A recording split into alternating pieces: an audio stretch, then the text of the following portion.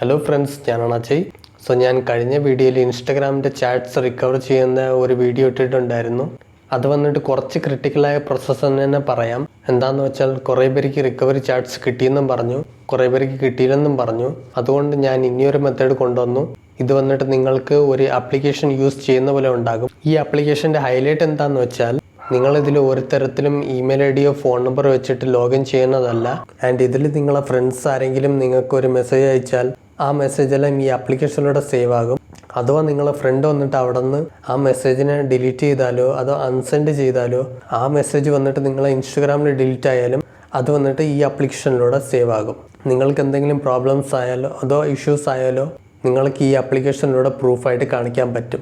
ഇതിനെ എങ്ങനെ യൂസ് ചെയ്യേണ്ടത് നമുക്ക് കാണാം. വരൂ വീഡിയോയിലേക്ക് പോകാം. ഫ്രണ്ട്സ്, ഈ ആപ്ലിക്കേഷൻ നിങ്ങൾക്ക് പ്ലേ സ്റ്റോറിൽ അവൈലബിൾ ആണ്.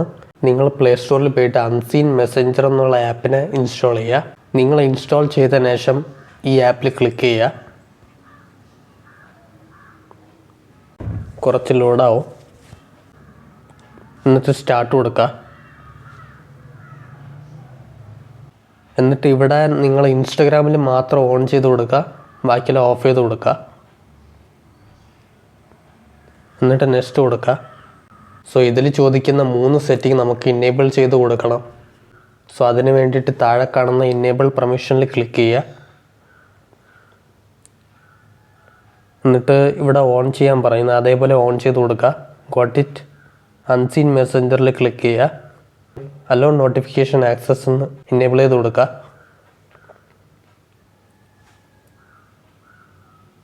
ഇവിടെ ടിക്ക് കൊടുത്തിട്ട് ഓക്കെ കൊടുക്കുക. ആൻഡ് ബാക്ക് അടിക്കുക. ഇവിടെ ഒരെണ്ണം ഇന്നേബിളായി. എന്നിട്ട് വീണ്ടും ഇന്നേബിൾ പെർമിഷനിൽ ക്ലിക്ക് ചെയ്യുക. ഇവിടെ ഓക്കെ കൊടുക്കുക.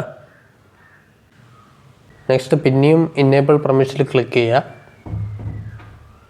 ഇവിടെ ബാറ്ററി സേവറിൽ കൊടുക്കുക. എന്നിട്ട് ബാക്ക് കൊടുക്കുക. ഇവിടെ എല്ലാം എനേബിൾ ചെയ്തതിന് ശേഷം നെക്സ്റ്റ് കൊടുക്കുക.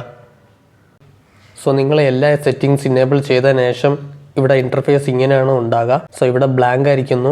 ഇവിടെ എല്ലാ സെറ്റിങ്സ് ഓൺ ആക്കിയതിന് ശേഷമുള്ള കാര്യമാണ് ഞാൻ ഇപ്പം പറയാൻ പോകുന്നത്. നിങ്ങളെ ഫ്രണ്ട്സ് വന്നിട്ട് നിങ്ങൾക്ക് മെസ്സേജ് അയക്കുമ്പോൾ ആ മെസ്സേജസ് എല്ലാം ഇവിടെയാണ് സേവ് ആകുന്നത്. അഥവാ നിങ്ങളെ ഫ്രണ്ട് അവിടെ നിന്ന് അൺസെൻഡ് ചെയ്താലോ അതോ ആ മെസ്സേജിനെ ഡിലീറ്റ് ചെയ്താലോ, നിങ്ങളെ ഇൻസ്റ്റഗ്രാമിൽ ഡിലീറ്റ് ആയാലും ഇവിടെ വന്നിട്ട് ആ മെസ്സേജ് സേഫ് ആയിരിക്കും. ഈ മെത്തേഡ് എങ്ങനെ വർക്ക് ചെയ്യണം ഞാൻ നിങ്ങൾക്ക് ജസ്റ്റ് കാണിച്ചു തരാം. അതിന് വേണ്ടി നമുക്ക് ബാക്ക് അടിക്കുക. ഇൻസ്റ്റഗ്രാമിൽ പോവാം. ഇതിൽ വന്നിട്ട് ഞാൻ ഒരു ഫ്രണ്ടിന് മെസ്സേജ് അയച്ചു കൊടുക്കാം.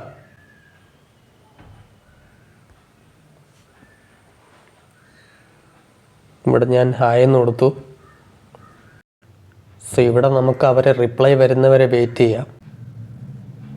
ഇവിടെ നമുക്ക് റിപ്ലൈ വന്നു. ഇനി നമുക്ക് അവിടെ ക്ലിക്ക് ചെയ്യാം. അവർ വന്നിട്ട് നമുക്ക് ഹലോ എന്ന് അയച്ചിട്ടുണ്ട്. ഇനി നമുക്ക് ആപ്ലിക്കേഷനിൽ പോയി ചെക്ക് ചെയ്യാം വന്നിട്ടുണ്ടോ എന്ന്.